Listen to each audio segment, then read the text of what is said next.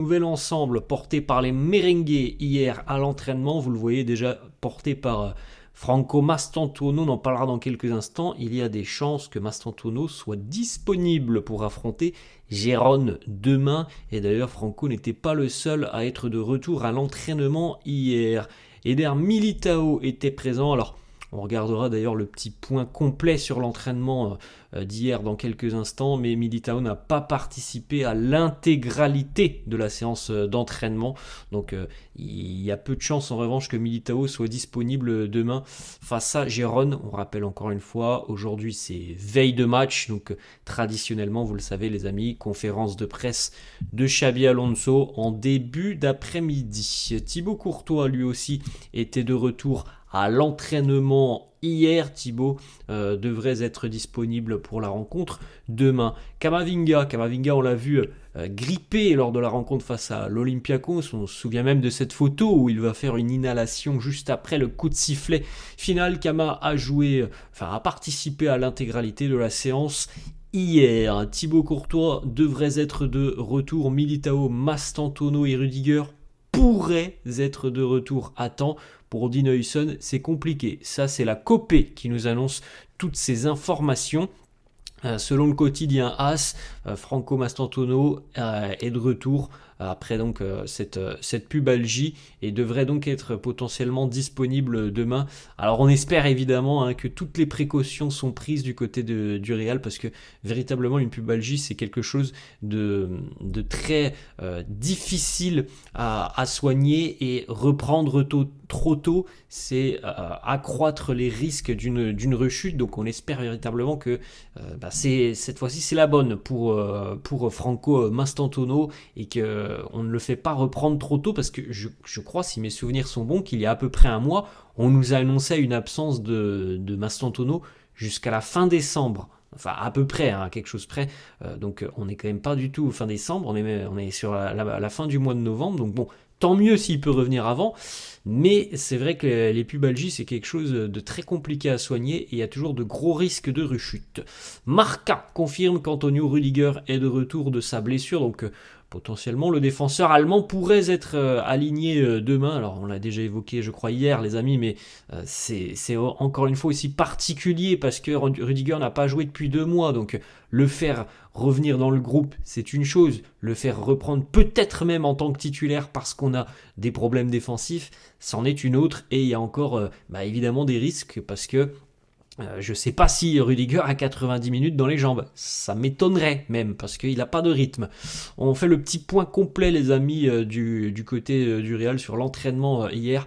Les titulaires qui ont démarré la rencontre face à l'Olympiakos en Ligue des Champions ont en gros travaillé en salle de gym, séance de récupération. Le reste du groupe était plutôt sur le terrain.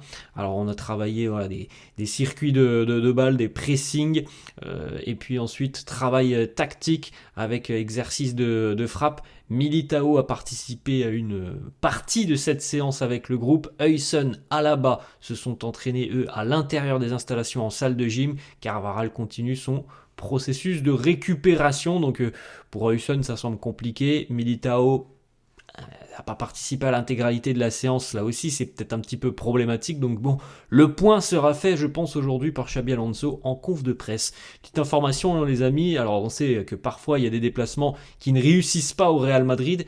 Gérone, c'est quand même plutôt sur les 2 dernières années un stade où le Real a des facilités entre guillemets. Les 2 dernières saisons, le Real s'est imposé 3-0 du côté de Gérone. Alors par contre, si mes souvenirs sont bons, il y a 3 ans, le Real avait été battu, je crois 4-2, si mes souvenirs sont bons, 4-2 ou 4-3. Et il me semble qu'il y avait un joueur de Gérone, alors je n'ai plus le nom, qui avait marqué un triplé, je crois que je suis sûr de moi, peut-être même un quadruplé.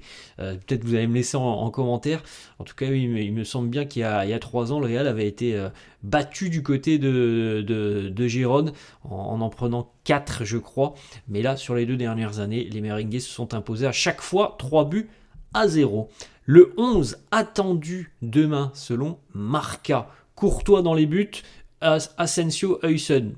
Déjà là, les amis, hein, vous voyez, Marca, je ne sais pas s'ils ont les bonnes informations parce que Huysen, il était même pas hier et il s'est même pas entraîné à l'extérieur. Donc bon, quand même, c'est quasi impossible qu'il soit présent demain. Donc je pense encore une fois que faut prendre avec des pincettes cette compo de Marca. Carreras à gauche, Trent à droite, milieu de terrain, Tchouaméni, Valverde, Güler, Bellingham, Mbappé, Vinicius.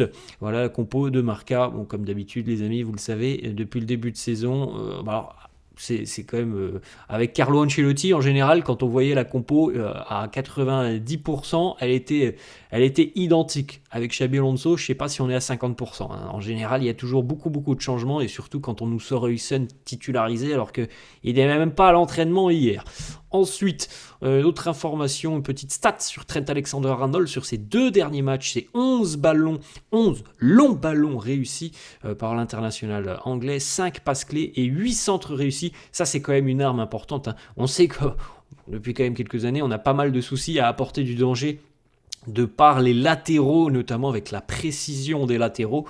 Avec Trent, quand même, on a trouvé quelqu'un qui est capable véritablement d'offrir des ballons de qualité aux attaquants ou aux joueurs qui se trouvent dans la surface de réparation. Ensuite, les amis, une petite déclaration de Kylian Mbappé, son premier but inscrit de la tête. Il nous dit: ça fait longtemps que je n'avais pas marqué de la tête, le centre était parfait, j'ai eu le temps de regarder le ballon, je l'ai croisé, c'est un bon but.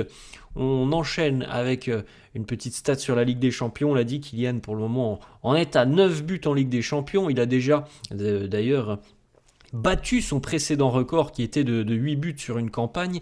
Le record de Cristiano Ronaldo de 17 buts en Ligue des Champions pourrait être en danger. On n'en est pas encore de là, mais potentiellement il pourrait être battu si évidemment Kylian continue sur ses bases. Alors, il faut quand même aussi le rappeler. Je souhaite à Mbappé de dépasser le record, mais il faut quand même aussi le rappeler.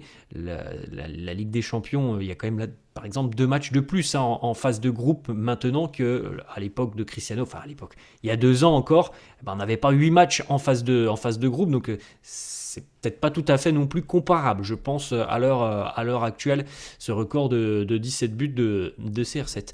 Petite info et petite photo repostée sur les réseaux sociaux par Vinicius sur Instagram, qui s'est moqué un petit peu de son coéquipier Brahim Diaz. Ils se sont affrontés sur FIFA, et à 2 reprises, Vini s'est imposé face à Brahim. Alors je pense pas qu'ils ont fait un Real Malaga, hein. Je pense plutôt qu'ils ont fait un match sur FUT, et Vini qui a dit: c'est trop simple contre toi, Brahim, tu dois acheter des joueurs pour jouer contre moi. Information de Fabrizio Romano, c'est une information quand même importante. Le Real a décidé de ne pas signer Ibrahima Konaté. Le deal est terminé. Selon Fabrizio Romano, le Real a d'autres options en tête, hein, qu'on connaît assez bien. On a bien compris quand même que Upamecano ou encore peut-être Marc Guehi sont les cibles du Real. Il n'y aura pas de Konaté l'année prochaine selon Fabrizio Romano. Bon, moi j'étais plutôt un partisan de l'arrivée de Konaté. Bon, voilà.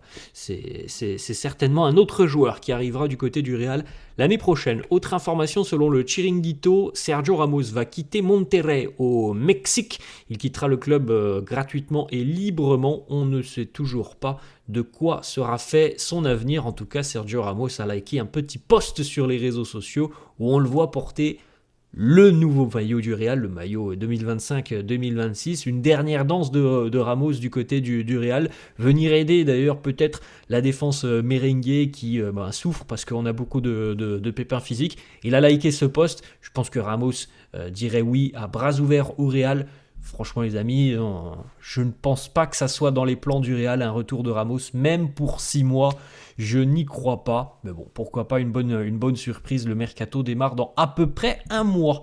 On a une petite déclaration de Joan Laporta, le président du FC Barcelone, qui parle notamment de Florentino, des attaques du président du Real envers Javier Tebas. Joan Laporta qui nous dit les attaques de Florentino envers Tebas, ça me rend triste. Tebas, c'est quelqu'un de très honnête, qui travaille très bien, qui essaye de faire de son mieux pour la Liga. Florentino essaye de virer Javier Tebas. Je suis sûr que sa stratégie ne fonctionnera pas. Et deux petites informations pour terminer. Comme s'est de nouveau imposé hier en Serie A avec un grand match encore une fois de Nico Paz.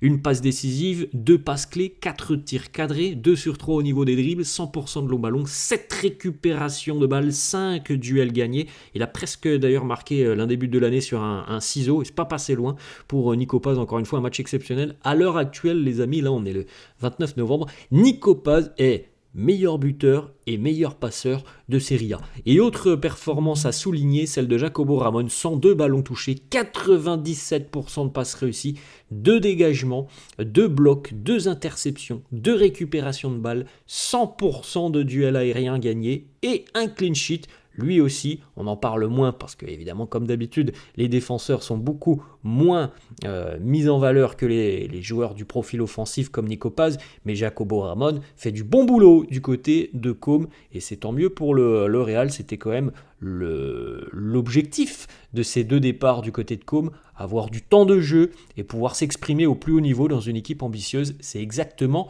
ce qu'il se passe. Voilà les amis, la fin de cette vidéo, j'espère que ça vous a plu. N'hésitez pas comme d'hab à lâcher un petit pouce bleu, n'hésitez pas non plus à vous abonner à la chaîne. Je vous souhaite une bonne journée, je vous dis à la prochaine. Ciao.